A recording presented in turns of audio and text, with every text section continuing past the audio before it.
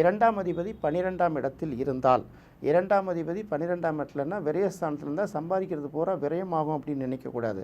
அப்போ வெளிநாட்டு வருவாய் கிடைக்கும். அப்போ வெளிநாட்டில் வேலைக்கு போனால் வெளிநாட்டிலேருந்து வருவாய் கிடைக்கும். அப்படி இல்லையா, வெளிநாட்டு நிறுவனங்களுக்கு இங்கே நம்ம வேலை பார்த்து கொடுப்போம் இல்லையா, அந்த மாதிரியான வருவாய் கிடைக்கும்.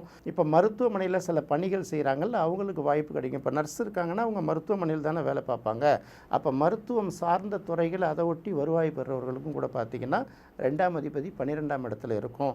இதை நீங்கள் வருவாயாகவும் இதை விரயஸ்தானமாக மட்டுமே பார்க்கக்கூடாது.